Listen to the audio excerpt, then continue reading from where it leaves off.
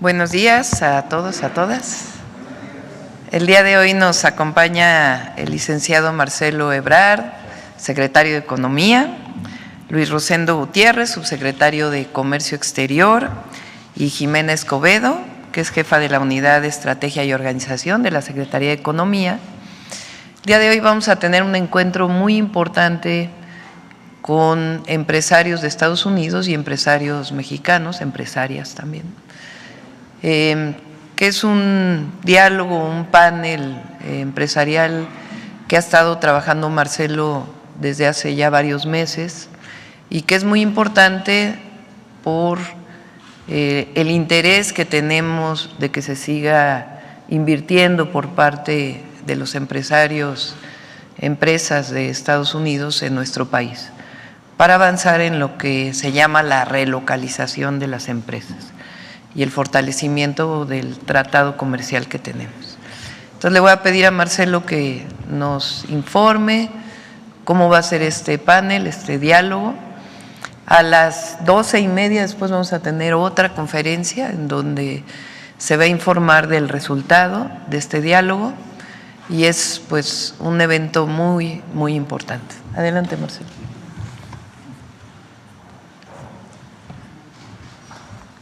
Con su permiso, Presidenta.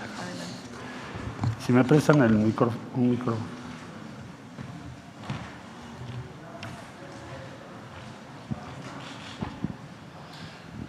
Bueno, como ya lo señaló la doctora Sheinbaum, se trata de la reunión más importante que se hace cada año entre los directivos de las empresas de Estados Unidos y de México, pero también de los gobiernos, en este caso el de México, porque somos el anfitrión.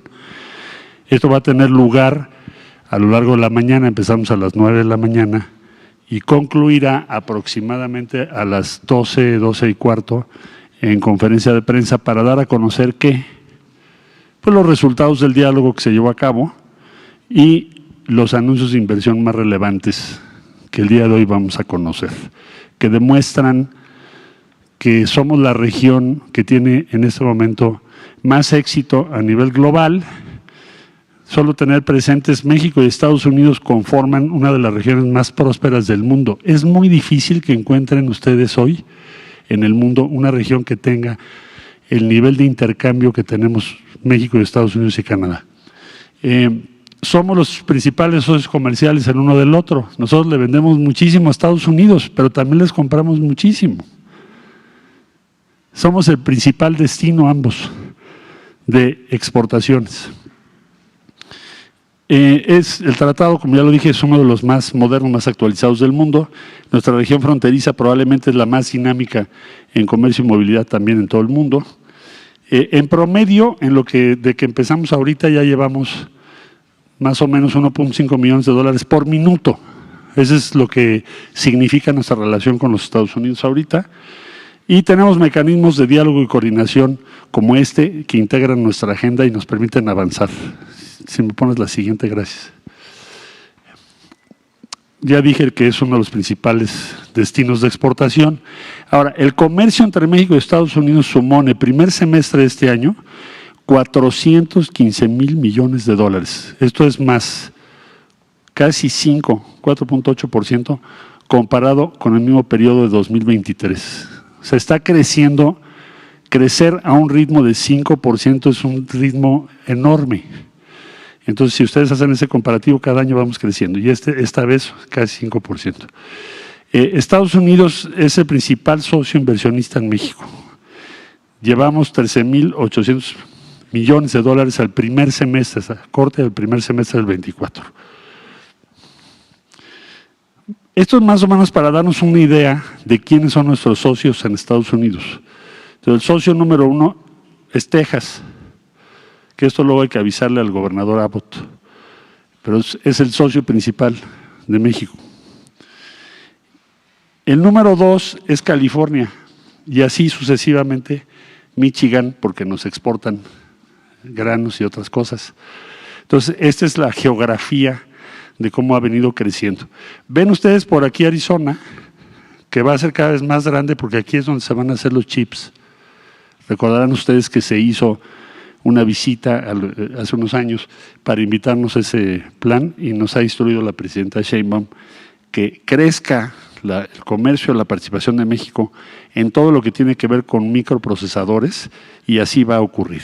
Bueno, esto es para que tengan ustedes una idea de la geografía. En julio nada más del 24 exportamos 44.850 millones de dólares e importamos 20.866. O sea, imagínense el tamaño, esto nada más en julio. Y esta es la curva de cómo ha evolucionado el tratado con los Estados Unidos. Digamos, estos 19, que es cuando se concluyeron las negociaciones para el TMEC, entonces la velocidad aquí ha sido mucho mayor que la que se tuvo antes proporcionalmente. O sea, en otras palabras, ha sido un gran éxito esa negociación. Es una negociación que nos ha convenido mucho. Bueno, el CEO Dialogue quiere decir, el diálogo CEO quiere decir los directivos de las empresas. Lo organiza el sector privado cada año con el respaldo, en este caso, el Gobierno de México, porque es el anfitrión. Me pidió la doctora Sheinbaum que les diéramos todo el apoyo. ¿Qué puedo yo destacar de este diálogo que va a ocurrir ahora? Es el más exitoso que ha habido en la historia. Tenemos 240 dirigentes de empresas de ambos países. ¿De qué sectores? Servicios financieros, salud, energías renovables, transporte y logística, manufactura, tecnología e innovación, comunicaciones, alimentos y bebidas, infraestructura, turismo y automotriz. El común denominador, ¿cuál es? Expandir sus negocios en México y en Estados Unidos. La siguiente, por favor. ¿De qué se va a tratar hoy el diálogo? Principalmente, número 1, inversión. Número 2, facilitación del comercio fronterizo. Número 3, energía y cambio climático, que esto también le ha dado mucho énfasis la doctora Sheinbaum. Servicios, principalmente digitalización y el financiamiento de pequeñas y medianas empresas, inclusión financiera e Internet para todos. Esto ha llamado mucho la atención este programa en los Estados Unidos, por eso hoy también se va a tratar. El número 5 es la política comercial. ¿Cómo vamos a trabajar para hacer equipo y fortalecer el tratado que tenemos en el proceso de revisión que se inicia en 2025? A partir del segundo semestre del año que entra, tenemos que participar y prepararnos, como está previsto, para la revisión del tratado. Entonces, el día de hoy es como un banderazo para trabajar juntos las empresas de México y de Estados Unidos para defender, fortalecer, ampliar el tratado que tenemos con Estados Unidos y Canadá. Vamos a hacer equipo. La siguiente, por favor. ¿Ya? Muy bien. Bueno, en eso concluiría yo. Solamente decir respecto al programa,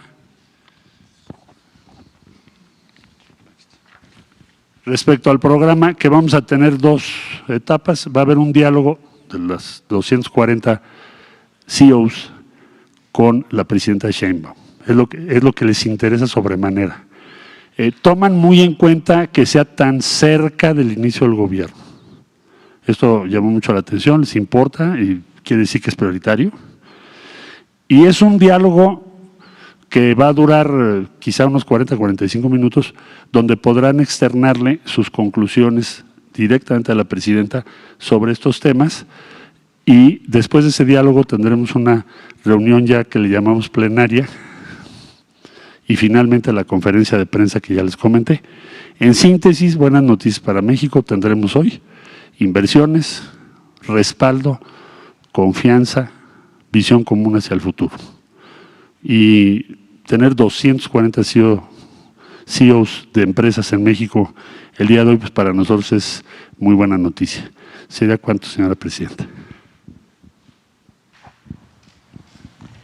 Pues esa es esencialmente la información de hoy. Es muy importante porque además es importante resolver cualquier duda que sepan que la reforma judicial al Poder Judicial fortalece el Estado de Derecho en México, que sus inversiones están seguras en nuestro país, que lo escuchen de nosotros, que conozcan que nos interesa que se venga a invertir bajo un plan de desarrollo. Entonces, todo eso es muy importante. Ayer estaba viendo unas cifras. Los 3 países representan cerca del 30% del Producto Interno Bruto del mundo. Y en efecto, Estados Unidos es la economía más fuerte, pero México pasó de ser la economía número 15 a la economía número 12 del mundo. Y la relación comercial es cada vez más importante. Entonces, lo que queremos es que haya certidumbre, que haya confianza, y creo que va a ser un esfuerzo muy, muy importante para el inicio de este gobierno, y además pues esperamos que se anuncien varias inversiones. Pues este es el informe o la presentación, la información del día de hoy, y contestamos sus preguntas. Vamos con la fila de enfrente, como siempre. A ver, Carlos, si quieres primero. ¿Qué tal, doctora? Carlos Guzmán, de 4 Media Telecomunicaciones Veracruz. Pues aprovechando que está aquí el titular de Economía y también de la Reforma Judicial, ayer se dio a conocer una cifra interesante. De 850 lugares insaculados, se han bajado 25 juzgadores justamente de esta lista que no quieren concursar por los puestos. Entre ellos, curiosamente, usted mencionaba ayer el caso de Morelos, de un juez que dio la liberación de una persona ligada al cártel de Jalisco Nueva Generación y que también obviamente pues fue la responsable de ejecutar a los 2 israelíes en Plaza Arts. Es de inicio su comentario sobre esto, doctora. Las y los jueces actuales, magistrados, ministros, tienen derecho a participar, con excepción de los que terminan sus funciones, es decir, que prácticamente ya cumplieron sus funciones. Pero todos tienen derecho a participar. No tendrían por qué decir que no participan. Más bien la invitación es a todos los jueces, a todas las personas juzgadoras, participen en la elección, porque la convocatoria va a ser muy transparente, abierta, y si consideran que cumplen bien sus funciones, que participen en la elección. Y la segunda que le quiero consultar es, ayer en el estado de Oaxaca, bueno, también la ministra Ríos Farjat daba a conocer van a hacer un exhorto por parte de la Suprema Corte de Justicia de la Nación al Congreso de Oaxaca. Ahí se está tratando el tema de equiparar la elección de Oaxaca, la elección estatal del gobernador, a la elección federal en 2030. Va a haber un periodo, obviamente, de ajuste en el cual, si no me recuerdo, van a ser 2 años que se le van a dar al próximo gobierno después del gobernador que está ahorita. Sin embargo, están tocando un tema de equidad. Están planteando, en el caso de Oaxaca, y también va a ser la recomendación de la ministra Ríos Farjat, de que se maneje el tema de equidad, de que se pueda contemplar de que si hoy toca hombre para la candidatura a la gubernatura, en la siguiente sea mujer. No sé si usted conoce el tema y si en dado caso sí lo conoce, nos puede dar un comentario, por favor. En el primer caso es… De que se va a homologar la elección. Para los tiempos. Para los tiempos, para empatarla con 2030. La segunda es que se buscaría hacer una recomendación porque a los integrantes del Poder Legislativo no se les puede ordenar, porque sería invadir poderes. No conozco en particular el tema de Oaxaca. Hay estados, por ejemplo, Aguascalientes o Quintana Roo, que sus periodos son más cortos, porque, por ejemplo, en Quintana Roo en el 27 hay elección a gobernador. Entonces, el periodo de Mara será de 5 años en vez de 6 años. No sé si sea el caso de Oaxaca, pero pues ya depende de cada uno de los estados de la República, que tomen sus propias decisiones.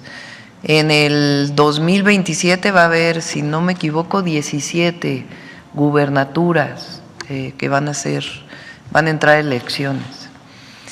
En el caso de hombre-mujer, recuerden que en el caso del Instituto Nacional Electoral se fijó una orientación, en este caso, por ejemplo, en el 2024, para que fueran más mujeres que hombres las candidatas de los partidos políticos a las gubernaturas.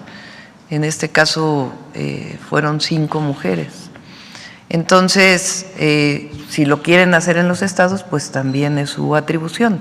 De todas maneras, ya está considerado a nivel federal que tiene que haber paridad en la elección a gobernadores. Si son 17 gubernaturas las que van a estar en juego en el 2027, pues la mayoría tendrían que ser mujeres frente a hombres. Y ya finalmente, aunque a las 8 de la mañana hay una conferencia de medios para dar a conocer el lanzamiento y el inicio de la vacunación anti-COVID y la vacunación de influenza, si nos puede comentar algo de este tema, nos puede adelantar algo. ¿Va a ser una vacuna conjunta como se planeaba? ¿Va a ser vacuna diferenciada? ¿Cómo va a ser esta vacunación? Es vacuna, son 2 vacunas distintas. El doctor Kersenovich hoy en la mañana presenta la campaña de vacunación de invierno. Ya se tienen las vacunas. Esa fue una previsión del gobierno del presidente López Obrador. Y después, además, ya estamos adquiriendo las vacunas, ya una parte y la otra parte para la vacunación posterior, pero son 2 vacunas distintas. Y una parte es la vacuna patria, en el caso de COVID-19. Si quieren, vamos a esperar a la conferencia del doctor Kersenovich, él tiene toda la información. A ver, vamos por acá, adelante. Gracias, Presidenta. Buenos días a todas y a todos. Nancy Flores, de la revista Contralínea. Presidenta, usted cuando tomó posesión nos dijo que no llegaba sola, que llegábamos todas. Y eso a algunas mujeres, a muchas mujeres nos estremeció, porque sabemos lo que significa y entre otras cosas significa que nos vamos a defender juntas. En ese sentido, me gustaría retomar un tema que me parece muy relevante, muy sensible, y es justamente este tema del violentador de mujeres, además cartonista del diario El Financiero, Antonio García, que recientemente difundió una imagen alterada de la senadora Andrea Chávez. Usted ya se refirió a este asunto, se solidarizó con la senadora. Sin embargo, me parece que nos sirve como ejemplo de lo que no podemos dejar pasar sin por lo menos denunciar públicamente. En este caso se trata de una violencia contra las mujeres en razón de género y dice este cartonista que está amparado en la libertad de prensa. Eso es falso y eso lo debe de saber el pueblo de México. Y es falso porque la libertad de expresión, la libertad de prensa, el derecho humano a la información no ampara este tipo de violencias y las mujeres tenemos derecho a una vida libre de violencia, eso nos dicen las leyes. Preguntarle, Presidenta, ¿cómo podemos hacer efectiva esta lucha conjunta para defender nuestros derechos, para que no se nos mienta y sobre todo para que personas, sobre todo hombres en posición de poder, sea un poder fáctico, como en este caso a través de los medios, pues no suframos este tipo de violencias y sobre todo ellos no se sientan con la impunidad de lastimarnos y además decir que eso no es relevante, que no es tan malo o que ni siquiera es un delito, cuando a todas luces es un delito. Yo creo que son 2 temas, ¿no? Uno, por supuesto que a quien se ofende o la víctima tiene derecho a presentar las denuncias correspondientes. En este caso entiendo que la senadora presentó denuncia por Ley Olimpia. La Ley Olimpia viene de una joven que tuvo agresión por parte de su pareja porque publicó a través de las redes sociales contenido íntimo de ella. y a partir de ahí se tipifica la violencia digital, digamos, contra una mujer. Entonces ella tiene derecho a presentar su denuncia. Ahora, por otro lado, es la denuncia pública que hagamos de ello.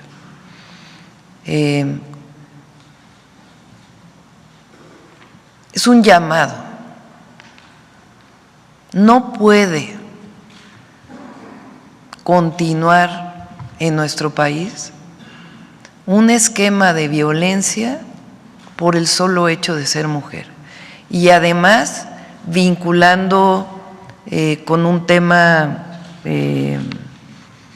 de agresión física, aunque sea digital, o sea, al físico, a ella, por ser mujer. No es que sea agresión física de golpear, pero es en esencia la agresión es por ser mujer. Durante años las mujeres fuimos utilizadas y todavía en anuncios, en cosificando a la mujer, como si fuéramos un objeto sexual. Y eso no puede seguir siendo. Es un llamado, difícilmente se puede tipificar legalmente. Pero el que llegue una mujer a la presidencia es para denunciarlo. Y cuando en redes sociales se agrede a una senadora, a una mujer, utilizando su condición de mujer, más allá de, repito, de la denuncia penal el problema es que no puede la sociedad permitir que eso ocurra. Porque las agresiones contra las mujeres inician así y terminan de otras maneras.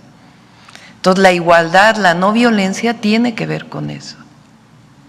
Entonces, por supuesto que no estoy de acuerdo con que sea libertad de expresión y raya, digamos, en esa discusión, pero no podemos permitir estas agresiones. No quiero ni siquiera pasar el gráfico que se utilizó porque es denigrante. Entonces, un llamado a este caricaturista, cartonista, monero y a otros de que esta violencia contra las mujeres no puede convertirse en algo normal. Nosotros hicimos una campaña cuando estuve de jefa delegacional en Tlalpan, en las escuelas, que decía: no es costumbre, es violencia. Porque hay comportamientos que parece que son costumbre y en realidad son comportamientos violentos. Hablábamos de un novio que le quita el celular a una novia para ver qué es lo que está escribiendo. Parece un comportamiento que pudiera parecer normal. No, es violencia, porque la mujer tiene derecho a su privacidad. Esa es mi opinión. Gracias, Presidenta. Y desde la ética, pues también decir que la ética periodística pues nos obliga a los periodistas, en este caso también a los cartonistas, pues a no violentar a las demás personas, a respetar los derechos humanos y también a no expresarnos o no difundir mensajes de odio, y en este caso pues claramente es odio en razón de género. En otro tema, Presidenta, preguntarle, usted anunció que en esta conferencia matutina se abrirá un espacio para hablar de la alimentación sana. A mí me gustaría tocar dos puntos. El CONACYT, que ahora se está transformando en Secretaría de Estado, tuvo un estudio en los almacenes de maíz para consumo humano, y lo que reporta este estudio, que se dio a conocer ya los últimos días del sexenio del expresidente López Obrador, fue que se muestrearon 850, un poco más, de estos almacenes, y se encontró que el 25% de estos maíces, fuera en grano o en harina, contenían transgénicos, es decir, 25% de estos maíces para consumo humano están contaminados de transgénicos. Preguntarle si se va a retomar este estudio científico para tomar medidas al respecto que evidentemente estarían violando el decreto que publicó el expresidente López Obrador, y también si se va a de alguna manera acelerar el proceso para que esa reforma que prohíbe ya para siempre este maíz transgénico para consumo humano pues ya quede establecida como reforma. Sí, lo que dice el decreto es que la siembra de maíz blanco en México no debe ser transgénico. Ese es en esencia. Después los diputados pusieron algunos otros temas que en realidad se está revisando en la Comisión de Puntos Constitucionales.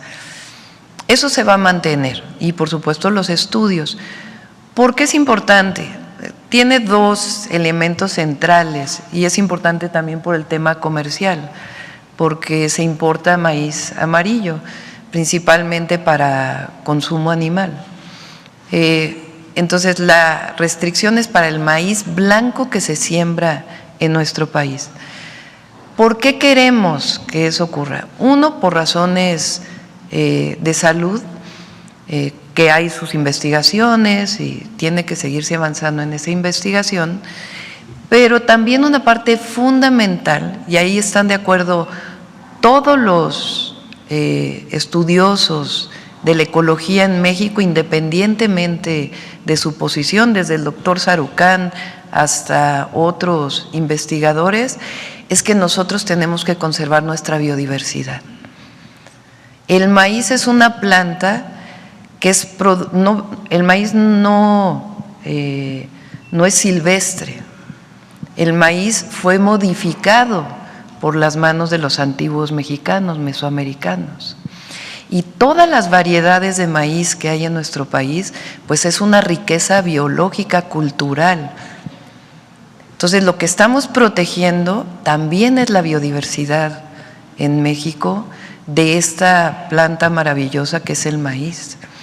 Entonces, es la protección de la biodiversidad y los bancos genéticos que se requieran para la protección del maíz y aparte los estudios que tienen que ver con la salud. Entonces, sí es importante. El otro tema es que cuando se siembra maíz genético hay contaminación, puede llegar a haber contaminación a otros cultivos de maíz. Entonces, sí es importante que siga un proceso de seguimiento para la protección de la biodiversidad. Y Presidenta, en este espacio que se va a generar para esta alimentación sana, también preguntarle si además de los alimentos chatarras se van a exponer otros tipos de alimento. Nosotros en Contralínea hemos documentado que se utilizan aditivos y conservadores a base de petróleo, incluso en hortalizas empaquetadas. Es decir, que estos alimentos que pensamos que pueden ser sanos también pueden afectar nuestra salud. Entonces, preguntarle eso y si se va a tomar en cuenta el trabajo que se hace en la Procuraduría Federal del Consumidor para la revista del consumidor. A través de sus laboratorios científicamente se demuestra que hay alimentos que no contienen proteínas. Una cápsula que se pasó esta misma semana hablaba del atún, que no contiene las proteínas que dice y ponen marcas incluso, y la gente podría saber ya qué sí consumir y qué no consumir, pues justamente para tener una alimentación sana. Nada más eso, Presidenta, muchas gracias. Sí, una parte es lo que ya se trabajó del etiquetado, que tiene que continuar. La otra muy importante es esta publicación que se hizo el 30 de septiembre, de las normas para la alimentación en las escuelas. Ahora sí está prohibido el uso o la venta de productos procesados, la mayor parte de los productos procesados. Y hay una serie de meses para poderse ajustar. Y la otra tiene que ver con la educación, que es lo que nosotros pretendemos hacer los lunes aquí. A veces no se sabe que tomar muchos refrescos al día representa un daño a la salud por la cantidad de azúcares que se tiene y otros contenidos del refresco. Entonces es muy importante que se conozca que tomar refresco todos los días pues te puede provocar daños a la salud. Entonces nosotros, por supuesto que hay una parte de normatividad, pero más que seguir prohibiendo, hasta por supuesto que hay cosas que hay que normar, que eso le corresponde a la Secretaría de Economía, por cierto, pero es mucho de la educación.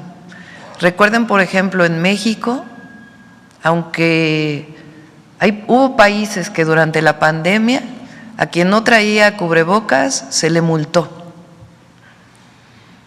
En la Ciudad de México, ¿qué fue lo que hicimos? Difundir la importancia del uso del cubrebocas como una forma educativa de información, y la gente tomaba su propia decisión, uso o no uso el cubrebocas, y muchísima gente llegó a usarlo por la información que se dio. De igual manera es aquí, no se trata de prohibir la venta de refrescos, se trata de que el consumidor sepan qué daño te provoca, que las madres sepamos qué daño le provoca a nuestros hijos darle refresco todos los días. Entonces, ese es el objetivo de las cápsulas y la parte de vida saludable de los lunes: educación, información, de tal manera que nosotros como consumidores podamos tomar nuestras propias decisiones a partir de la información que se nos da.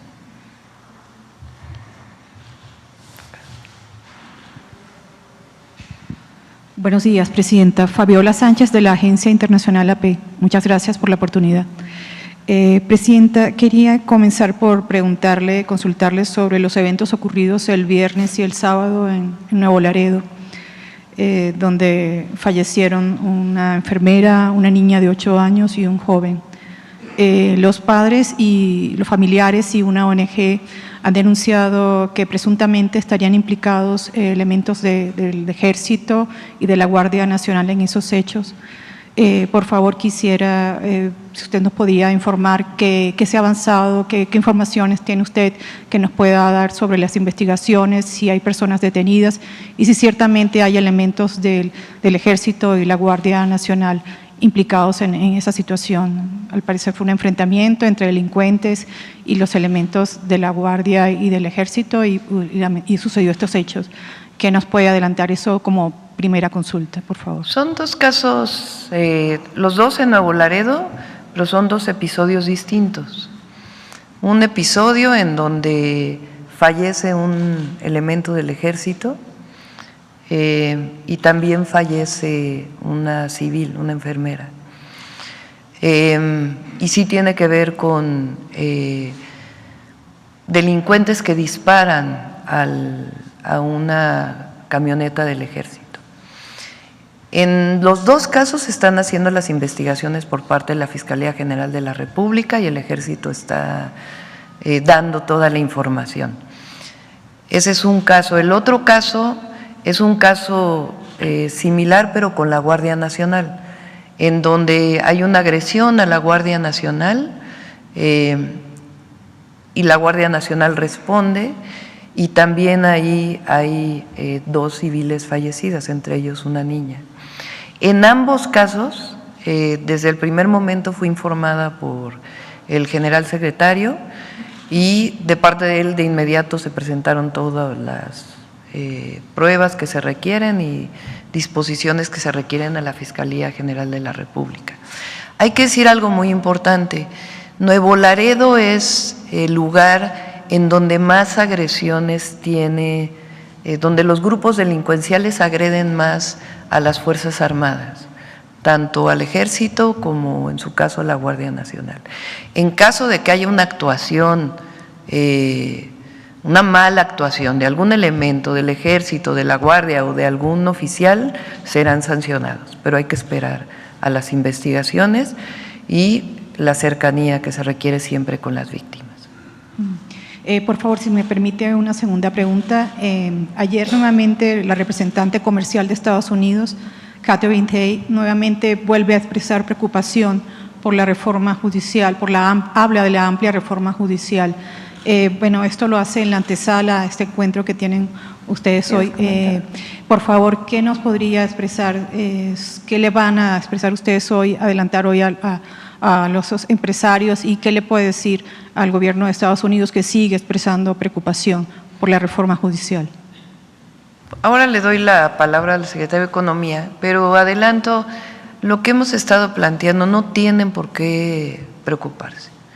El Poder Judicial hoy es un poder que incluso la propia ministra de la Suprema Corte, la ministra presidenta de la Corte, ha dicho públicamente que tiene cerca de o más de 50% de nepotismo.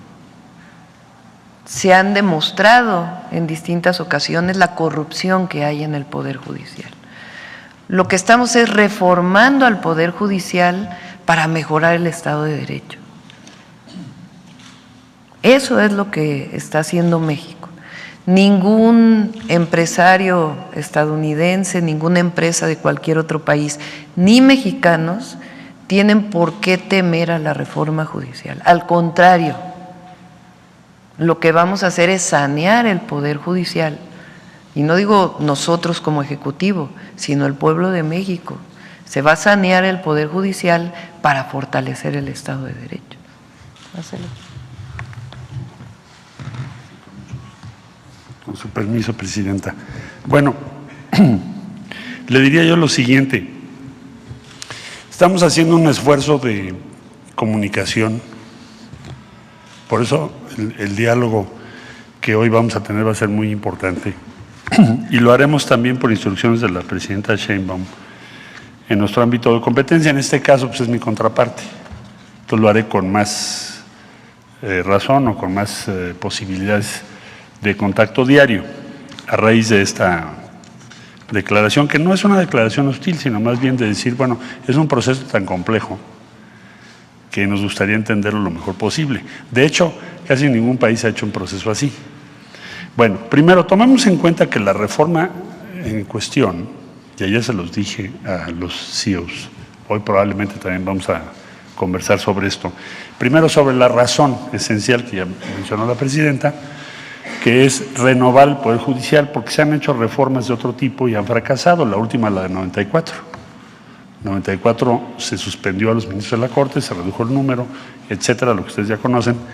Y el caso es que 30 años después, pues hay familismo, corrupción, dicho por los propios ministros de la Corte. Nadie cuestiona esa información. Entonces, la forma que se eligió para resolver ese asunto fue consultar al pueblo y esencialmente, pues dos tradiciones norteamericanas. El país que más elige jueces históricamente ha sido Estados Unidos, como lo ha dicho la doctora Sheinbaum. Ayer también se los comentaba yo. Inclusive, en Estados Unidos hay diferentes formas de elección, hay elección partidaria. El Partido Demócrata saca su lista, el Partido Republicano saca la suya. A nadie se le ocurriría, después de una centuria de eso, poner en tela de juicio el proceso de elección de los jueces. Eso no cuestiona ni la democracia ni los resultados de la idoneidad de los jueces o las jueces. Bueno, entonces vamos a hacer un esfuerzo de explicación, de compartirles por qué, cuáles son las razones. También se hizo ya un documento en inglés que hoy se los voy a entregar a los CEOs y a los representantes del gobierno de Estados Unidos que están aquí. Pero en esencia es un cambio muy importante, muy relevante y va a salir bien. México va a hacer bien este proceso. Vamos a tener éxito. Se va a renovar el Poder Judicial. Y concluyo diciendo lo siguiente. Yo les decía ayer en la cena, bueno, si no se estuviese haciendo esta reforma, ustedes me preguntarían, oigan, ¿por qué no reforman el Poder Judicial si tienen mayoría calificada? ¿Por qué no han hecho una reforma si más de la mitad de los jueces son parientes de los otros? ¿Por qué no han hecho una reforma si se libera un día sí y otro también a multitud de delincuentes, como también lo comentó la presidenta ahorita? ¿Por qué no lo han hecho? Entonces les dije, bueno, tendrían razón. Entonces, no hay por qué suponer que esto va a poner en tela de juicio algún interés legítimo o propiedades o inversiones porque no es el objetivo. El objetivo es renovar el Poder Judicial y decía yo dos tradiciones norteamericanas, una la elección y la otra el Tribunal de Disciplina. Bueno, concluyo. El día 29 de julio el presidente Biden sacó un artículo en el Washington Post diciendo la Suprema Corte de Estados Unidos tiene una crisis ética. Tenemos que ver cómo le vamos a hacer para hacer prevalecer un código de ética. Estoy hablando de Estados Unidos. Yo nunca había visto un pronunciamiento tan fuerte, ¿no? Esto está firmado por el presidente Joe Biden. 29 de julio de Washington Post. Se los recomiendo. Ayer inclusive se los compartí a los hijos. La forma mexicana, la vía mexicana para resolver esa crisis de ética que también tenemos aquí en nuestro Poder Judicial es la que ya se aprobó por el pueblo de México. Y en Estados Unidos, pues ustedes resolverán cuál será. Pero no se deberían de extrañar de que elijamos jueces cuando ustedes llevan más de 100 años. Sería tanto como decir que allá es bueno y aquí es malo. Me dijeron, bueno, pues sí tienes razón. Digo, ustedes que están aquí en la cena, ¿cuántas veces han votado por los jueces? Todos. ¿Y por qué allá es bueno y aquí es malo?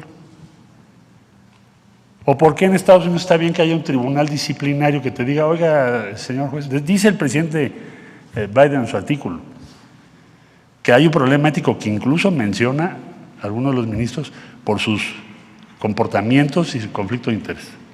Entonces no se debían ustedes de extrañar tanto. Más bien lo que se necesita es que ustedes vean con claridad de qué se trata. Entonces haremos eso mismo con las diferentes autoridades y vamos a salir adelante. Ayer tuvimos una gran recepción a estos argumentos, a estas explicaciones. Ya nos pidió la doctora Sheinbaum que nos apliquemos a darles material en inglés y a explicarles, compartirles cuáles son las razones y cómo se va a hacer esto. Eso sería lo principal, señora presidenta. Muchas gracias. Acá.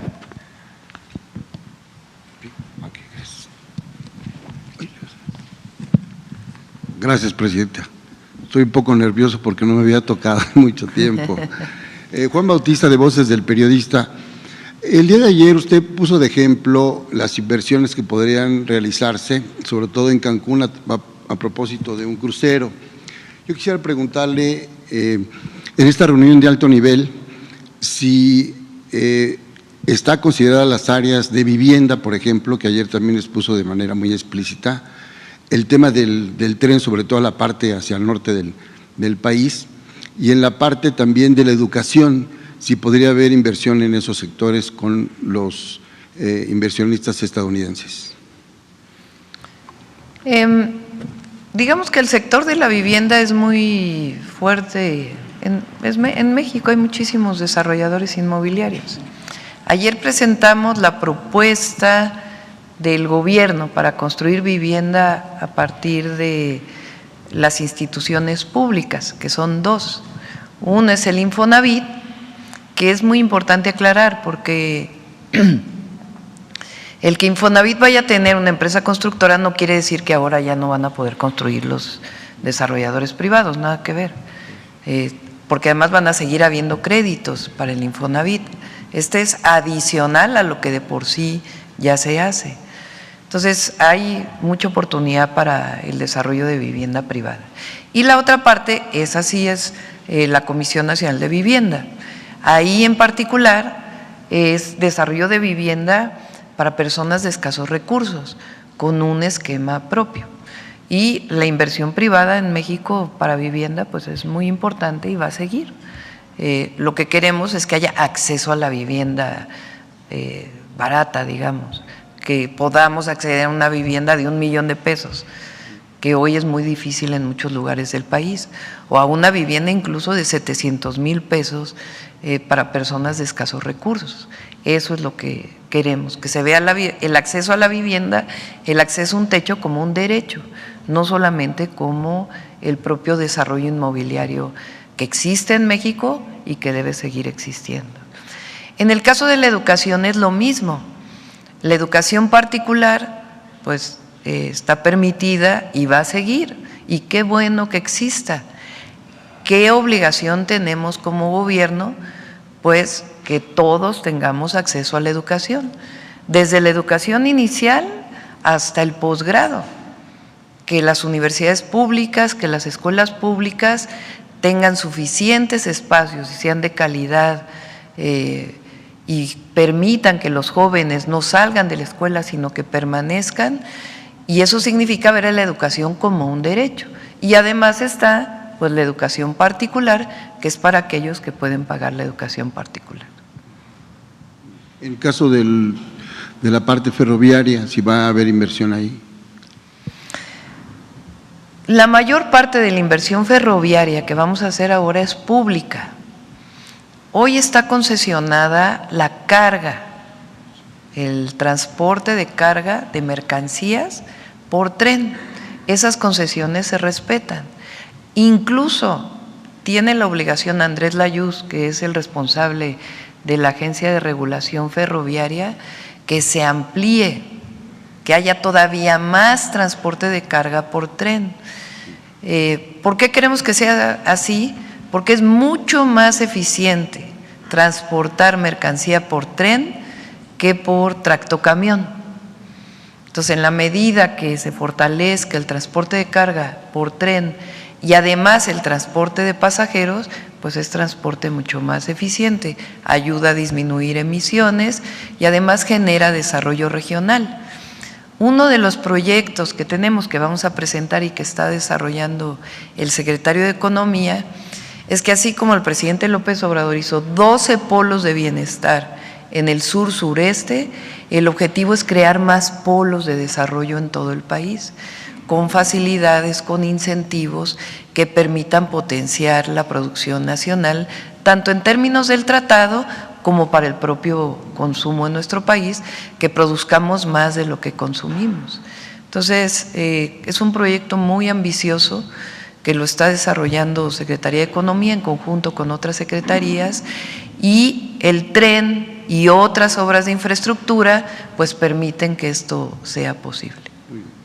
Si me permite otra pregunta, esta tiene que ver con el rescate al patrimonio cultural. Desde hace más de 6 años, en la revista Voces del Periodista, le dimos seguimiento al tema del rescate al Centro Scop, donde están los grandes murales de Chávez Morado y de Juan O'Gorman. Esos murales, que son alrededor de 4.200 metros cuadrados, sería como en 3 o 4 ocasiones la Biblioteca Central con esa manufactura. Se llama el mosaico mexicano, que es la aportación de los muralistas que lo llevan a la piedra al mundo. Eso se iba a privatizar en tiempos del priismo, entonces un grupo de ciudadanos académicos, entre ellos la maestra Laura González Matute, la maestra Guillermina, que son investigadoras del INBA, personal también especializado, estudiantes y sobre todo los vecinos de la unidad Narvarte se dieron a la tarea de meter documentos, de hacer manifestaciones y de meter escritos que recibió incluso el presidente. Aquí traigo la copia, el expresidente Andrés Manuel, cuando fue presidente electo el 18 de octubre de ese año. Incluso también participó aquí el licenciado José Alfonso Suárez del Real, cuando fue secretario de Cultura, que se le entregó un documento para que eso se afianzara. Hoy, finalmente, el 16 de octubre del año pasado, se consigue el decreto. Entonces, eso es un muy buen punto. Pero hoy, pues, se da un paso y se tienen otros temas. En este caso, la unidad habitacional tiene más de 70 años de estar ahí y la infraestructura realmente se está carcomiendo. Lo que es la parte del desagüe y la parte de los servicios de agua potable están en pésimas condiciones. Entonces, hoy se va a rescatar un centro cultural, se va a hacer una utopía, digamos, va a ser de primer mundo, pero se sigue teniendo una unidad con un déficit en su parte de su infraestructura. Entonces, los vecinos mandan esa solicitud de si pudiera echarle un ojito, Presidenta, a ese proyecto para complementar con un presupuesto que hace falta para la unidad habitacional en cuanto a su infraestructura. ¿Es cuánto, señora Presidenta? Sí, lo Gracias. revisamos con la jefa de gobierno, con Clara. Gracias. Con gusto.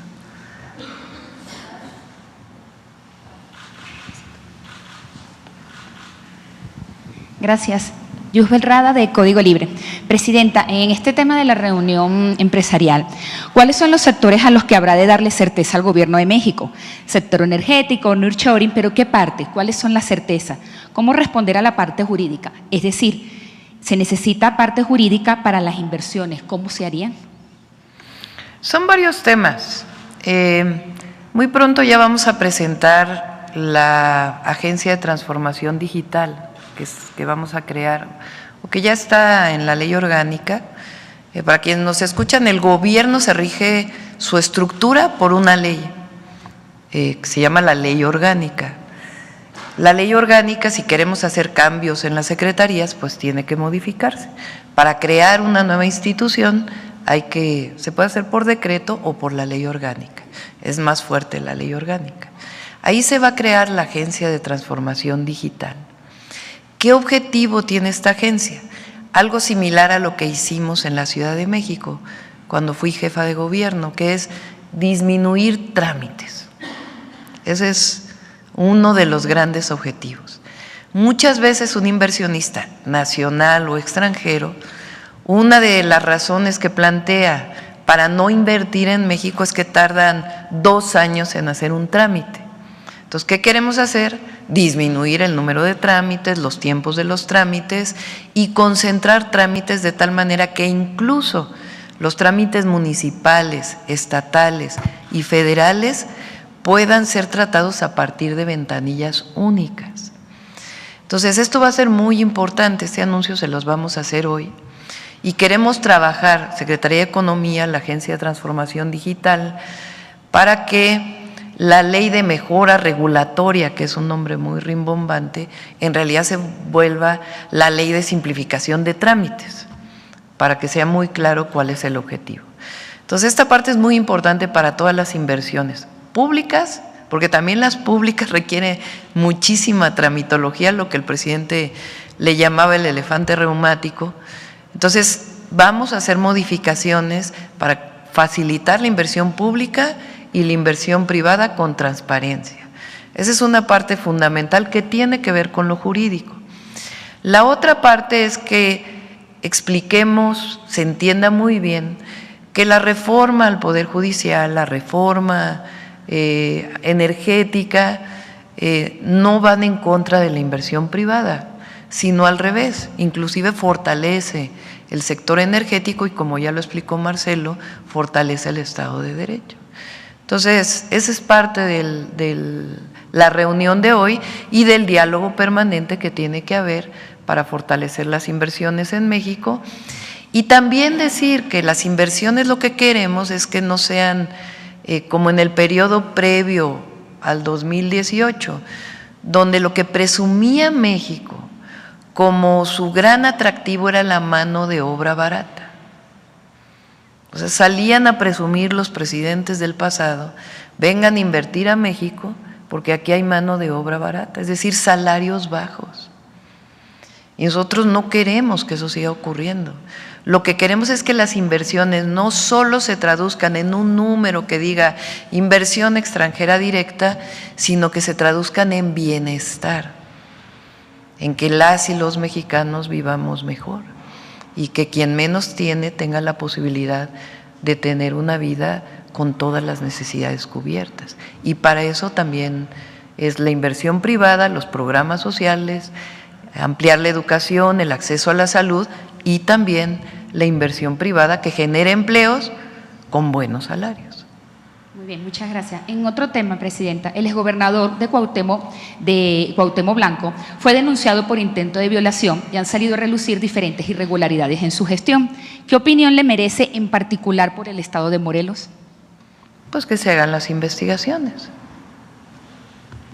Y por último, Presidenta, hace días el presidente de Colombia, Gustavo Petro, confirmó que México se mantiene alejado de los diálogos por el tema de Venezuela, que ya no está con Brasil, Colombia.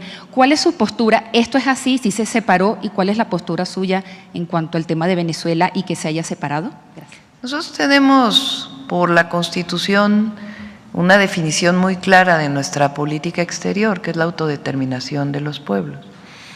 En un primer momento hubo un llamado de los 3 países después de la elección de Venezuela para que se transparentara los resultados de la elección. A partir de ahora nosotros nos vamos a mantener ya, digamos, imparciales ante esto. Entonces, Colombia tiene una posición, Brasil tiene una posición, Estados Unidos tiene su propia posición y nuestra posición es la constitucional, la autodeterminación de los pueblos.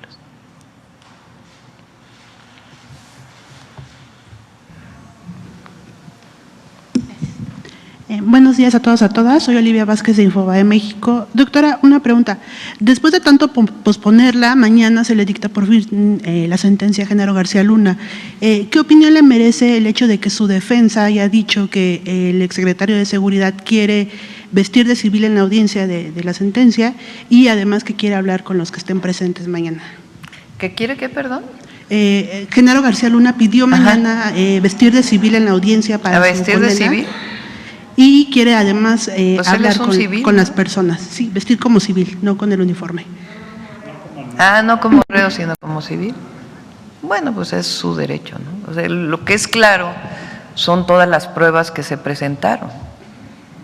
El gran tema aquí, el tema de fondo, es cómo alguien, incluso que fue premiado por instancias de Estados Unidos, que el expresidente Calderón hablaba maravillas de su secretario de Seguridad, hoy está preso en Estados Unidos porque se demuestra que estaba vinculado con el narcotráfico. Es el tema central, que una guerra contra el narco estuvo a cargo de un personaje que hoy se sabe que estaba vinculado con el narcotráfico. Ese es el tema central, más allá de si va vestido de una u otra forma. Y por otro lado, hoy a las 11 de la mañana, trabajadores de los estados en donde los servicios de salud ya fueron federalizados, planean reunirse afuera del IMSS Bienestar. Nosotros hemos dado seguimiento a estas demandas porque ellos acusan que las condiciones generales de trabajo del IMSS Bienestar apuntan hacia una reforma laboral. Ellos han mencionado que algunos están trabajando, aunque ya estén basificados, como si fueran trabajadores por honorarios, no tienen todos estos beneficios de ley, y de hecho ellos ya mandaron una carta al doctor Svarch para reunirse con él. ¿Usted tiene conocimiento de este documento que le enviaron o si se planea hacer alguna mesa de trabajo con los trabajadores de salud, que en concreto es la Asamblea Nacional de Trabajadores de la Salud, los que planean hoy reunir, hacer un plantón afuera del IMSS Bienestar, y de hecho a las 12 también quieren ofrecer una conferencia de prensa? No sé exactamente a qué se refieren los trabajadores. La facilidad que se dio con el IMSS Bienestar es que pudieran seguir perteneciendo incluso a su sindicato. O sea, ellos pueden elegir a qué sindicato pertenecen. Ellos son parte del apartado B porque son trabajadores del Estado.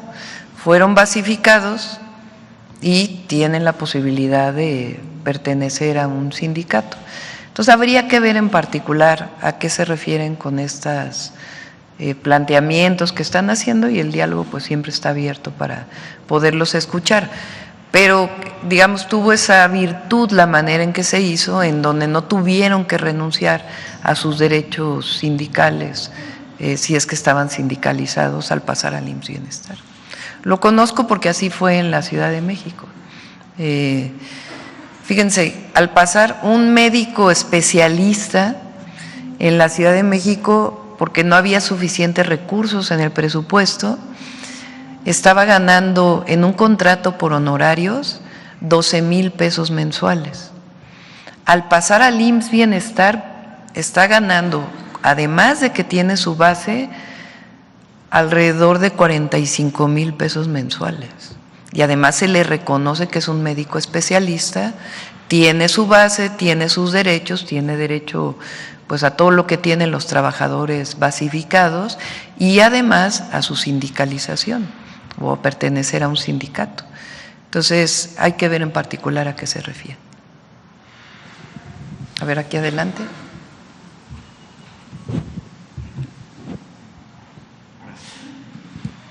¿Qué tal, Presidenta Sheinbaum? Muy buenos días y un honor. Mi nombre es Santiago de Llano Nieves, de Ecos Media México, medio de comunicación independiente y alternativo, y de Luces del Siglo. Bueno, mi primera pregunta iría en torno a Bueno, a finales de agosto, el presidente Andrés Manuel López Obrador hizo el primer encuentro intercontinental de comunicadores independientes. Muchos de nosotros aquí estuvimos presentes en ese evento y se habló sobre la creación y el desarrollo de una nueva plataforma o red social soberana mexicana. Esa sería mi primera pregunta. ¿Cómo se ha planteado el desarrollo de una red social, una plataforma soberana mexicana? Pues vamos a darle seguimiento a este tema. Jesús, ustedes saben, se quedó como coordinador de asesores. Él me está ayudando en varios temas y entre otros pues le voy a pedir que me ayude a darle seguimiento, dado que él fue parte también de la coordinación de o de facilitar este congreso.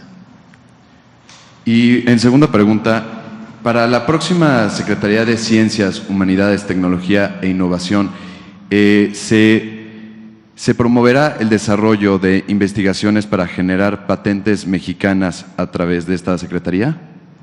Sí, no sé si recuerdas los números que ayer me mencionaste, si los traen por ahí. El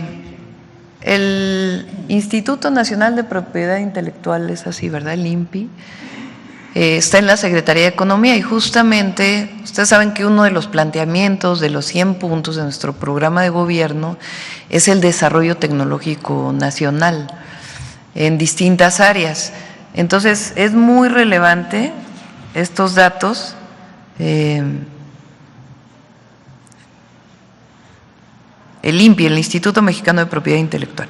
De acuerdo con los datos del INPI, en lo que va de enero a septiembre de 2024, se han registrado 12,160 solicitudes de patentes, de las cuales 11,411 son de extranjeros y solo 749 son de mexicanos. En cuanto a solicitudes concedidas, hay 8,051, de las cuales 7,549 son de extranjeros y 502 son de mexicanos. Entonces, hay muy poco registro de patente nacional. Entonces, justamente lo que queremos es potenciar el desarrollo de la investigación científica, tecnológica, que permita que haya más registro de patentes y no solo el registro, sino el propio desarrollo tecnológico. Es una parte fundamental del desarrollo del país, que no solamente es importante porque cualquier país que presuma, digamos, de su desarrollo no solamente tiene que ver con bienestar, disminución de la pobreza, disminución de las desigualdades, el Producto Interno Bruto, la inversión extranjera directa y todos los indicadores macroeconómicos, sino también tiene que ver con el desarrollo científico y tecnológico. Y esa es una parte esencial de lo que en conjunto la secretaria Rosaura Ruiz con el secretario Marcelo van a desarrollar. Y ya por último, Presidenta, y hablando de desarrollo tecnológico, ¿dónde se piensa fabricar el automóvil mexicano eléctrico y compacto o línea? Ya lo vamos a presentar pronto. Una de las posibilidades es Sonora, por ejemplo, para potenciar el plan Sonora. Vamos a acabar aquí adelante y luego el tiempo que nos quede. Presidenta, ¿cómo está? Buenos días. Buenos Luis días. Ángel Marín, de la cadena de estaciones Radio Resultados, con estaciones de todo el país. Preguntarle su comentario sobre la gobernadora electa de Veracruz, Rocío Nale, anunció en días recientes el convenio con Motengil para abrir la planta de fertilizantes en la ciudad de Poza Rica, en donde estaba el complejo petroquímico Escolín. Son instalaciones muy grandes y listas para echarse a andar prácticamente. Esto beneficia a toda la región, no solo Poza Rica, es una región en el norte de Veracruz, muy cerca de la capital del país, pero ya está el aeropuerto Tajín, que en estos momentos no tiene vuelos comerciales. No sé si por parte de su gobierno tengan pensado pues echar a andar ese aeropuerto, a lo mejor con Mexicana, o cómo apoyar que este proyecto se pueda concretar y todavía beneficiar más a esta región? Sería mi primera pregunta. Sí, el proyecto de la planta de fertilizantes viene como uno de los proyectos que desarrolló el presidente López Obrador. Están las dos, la producción de fertilizantes a través de Pemex, que ha aumentado mucho, y al mismo tiempo la producción privada de fertilizantes, o en asociación, pero no como las viejas asociaciones, en donde todo era para el financiamiento privado y el pago cada año, sino en un esquema completamente distinto para beneficio de la nación. Entonces, ese es un muy buen proyecto que aumenta la producción de fertilizantes. La privatización de los fertilizantes es uno de esos terribles ejemplos de las privatizaciones en nuestro país. Se privatiza la producción de fertilizantes y pocos años después desaparece la producción de fertilizantes. Es como la de los ferrocarriles de pasajeros, que se privatizó y después desaparecieron los ferrocarriles de pasajeros. Entonces, es hasta el 2018, en realidad hasta el 2020 más o menos, 21, que se recupera la producción de fertilizantes en México.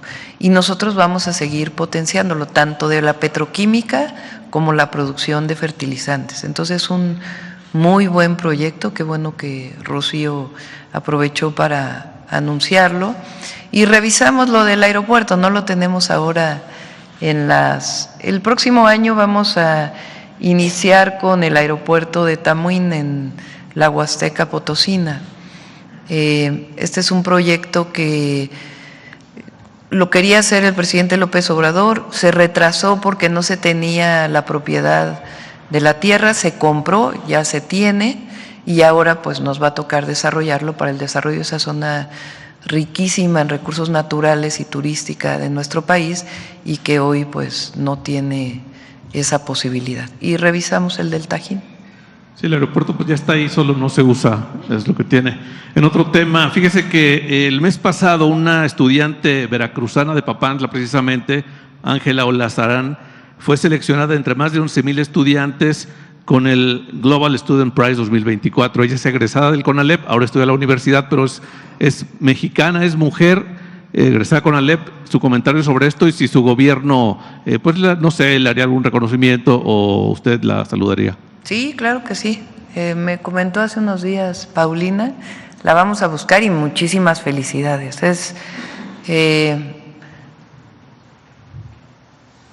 Entre otras cosas, lo que vamos a hacer nosotros también es promover que las mujeres estudien matemáticas, estudien ciencia, ingeniería.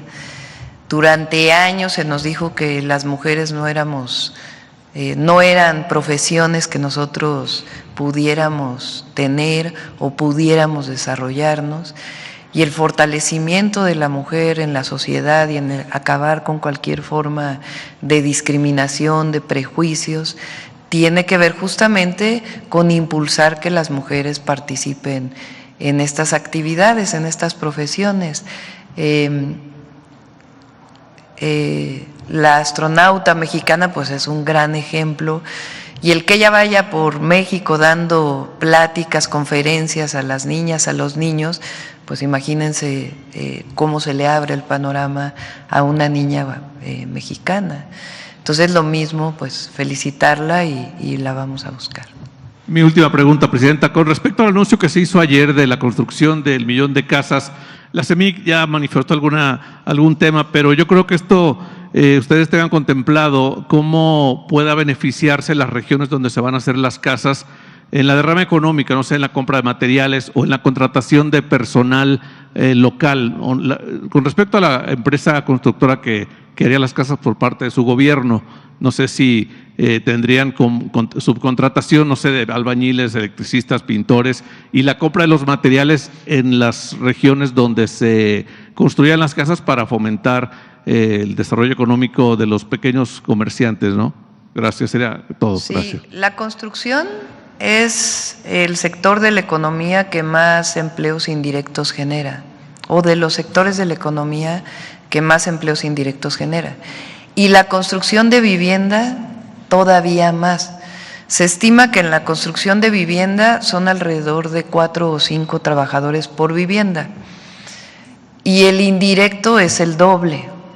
Entonces, evidentemente, la construcción de 1 millón de viviendas, pues lo que va a generar, ayer Edna hablaba de cerca de 9.6 millones de empleos que se van a generar. Y evidentemente, pues son empleos locales y de trabajadores de la construcción, muchos de ellos, pero también de profesionistas, ingenieros, toda la proveeduría que tiene que ver con materiales, pues genera todavía mucho más empleos. Y son empleos locales, evidentemente, los que se tienen que generar. En el sureste, por ejemplo, que la construcción del Tren Maya, de la refinería, generó tantos empleos, ¿qué va a sustituir, digamos, estos empleos? La construcción de vivienda.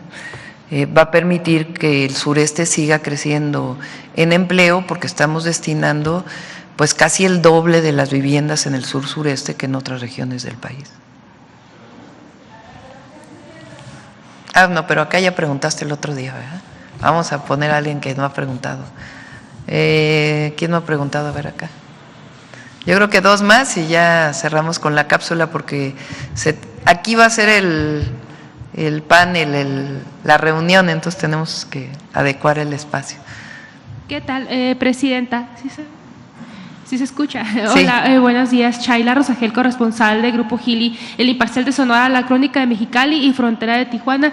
Buenos días a todos. Preguntarle, presidenta, después de la reunión que hubo la semana pasada en Hermosillo entre el gobernador Durazo y el secretario de Seguridad y de Marina para incluir a Guaymas, Cajeme y Hermosillo en la estrategia de seguridad nacional, preguntarle qué acciones específicas se van a implementar en estos municipios y si hay algún plazo para que se empiecen a notar pues los avances de esta estrategia en los estados. Sería mi primera pregunta.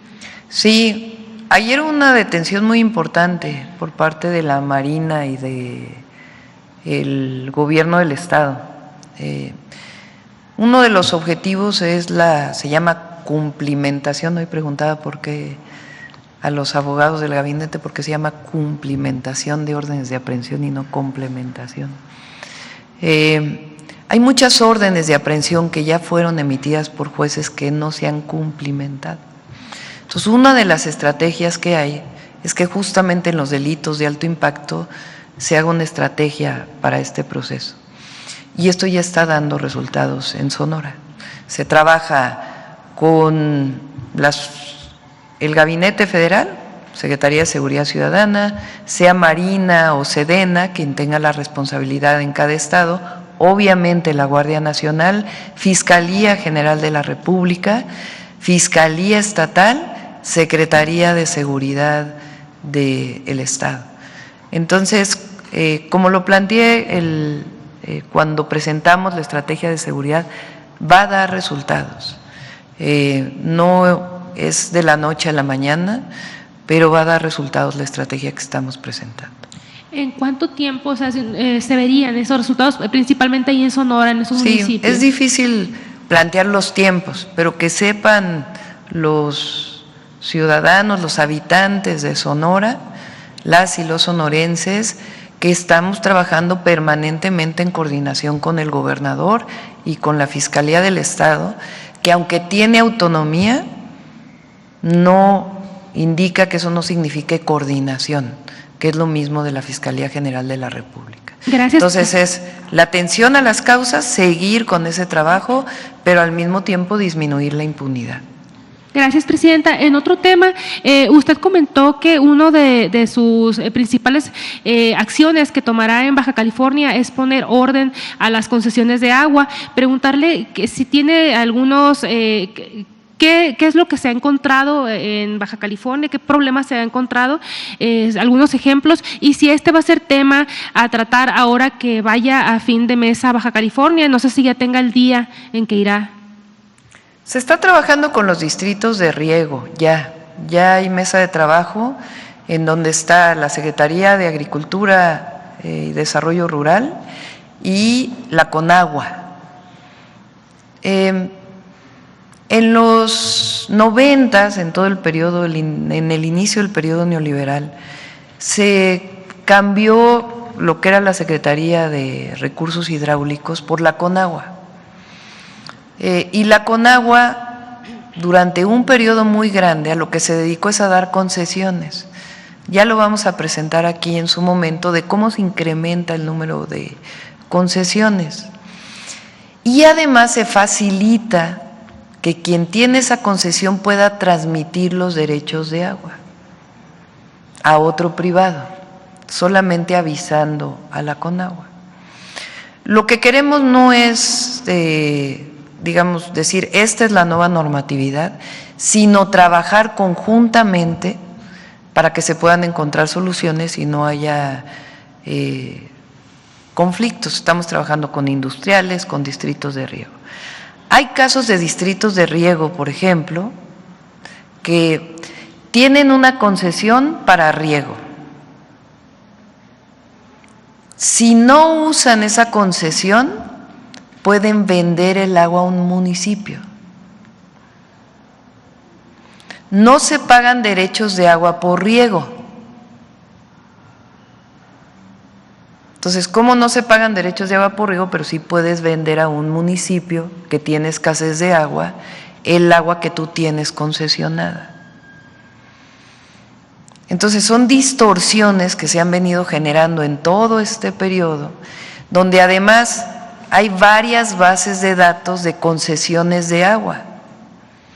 Entonces, lo que queremos es un gran acuerdo de agua, de protección hídrica, de sustentabilidad hídrica, donde todos participemos y que de ahí surjan también las modificaciones legales que tenemos que hacer. Pero tenemos que resolver que esta, digamos, distorsión que se ha venido generando, que no es justa, y al mismo tiempo, pues que estén de acuerdo quienes hoy están haciendo eso a través de un esquema completamente distinto. Entonces, por eso hay estas mesas de diálogo con los principales distritos de riego, en donde además vamos a intervenir para hacer más eficiente el uso del agua y que lo que sobra de la concesión, lo decía aquí el otro día, si tú tienes concesionados ciertos metros cúbicos, digamos 10 por decir algo, es una hipótesis, 10 millones de metros cúbicos para riego, y se te ayuda con créditos para hacer más eficiente tu riego y eres más productivo. Entonces ahora vas a consumir 5 millones de metros cúbicos, pero tienes concesionados 10. Entonces, ¿qué pasa con esos otros 5? Lo que nosotros queremos, y creo que todo México quiere, es que esos 5 sean utilizados o para más distritos de riego que ayuden en la alimentación, o para lo principal, que es el consumo humano del agua, para cumplir el derecho humano al agua. Entonces, todo eso tenemos que ordenarlo y al mismo tiempo seguir haciendo esquemas estratégicos. Algunos de los casos están en Baja California, pero queremos sentarnos a trabajar, a dialogar antes de tomar una medida. De todas maneras, creo que se está llegando a muchos acuerdos y por ahí de mediados de noviembre firmar este gran acuerdo. La laguna es otro caso. La laguna, por ejemplo, tiene cultivo principalmente de forraje, entre otras, pero principalmente de forraje. No están tecnificados muchos de los riegos. Y aparte está la producción de leche de la laguna.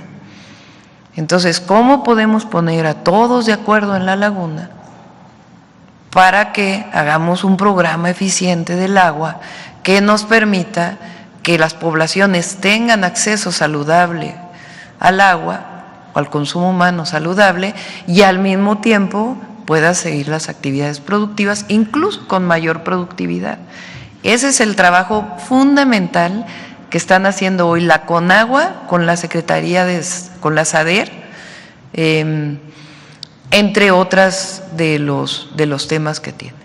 Verá este tema su próxima visita a Baja California, Presidenta, y preguntarle si ya tiene el día.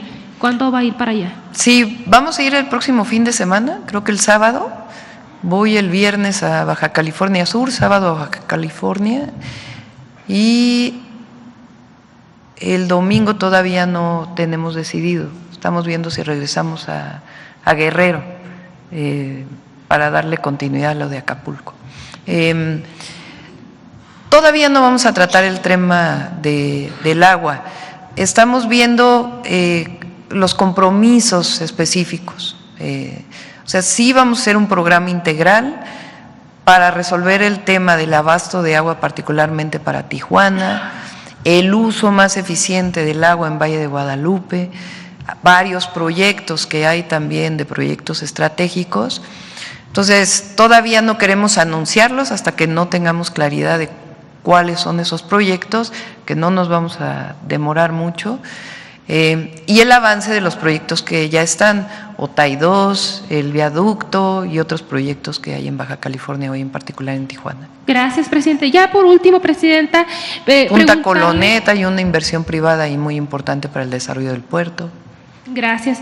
Preguntarle si ya se cerró el diálogo que ha pedido el INAI con el gobierno federal, pues tras esta propuesta de su desaparición, y también preguntarle, pues, si se desaparece el INAI, preguntar cómo se va a garantizar este derecho a la información y a la protección de datos. ¿Cuál será el mecanismo a través del cual los ciudadanos vamos a ejercer estos derechos? Si habrá un mecanismo especializado y que tenga autonomía para no ser juez y parte en la entrega de la información, sobre todo porque actualmente existe la Plataforma Nacional de Transparencia, pues, que es el INAI quien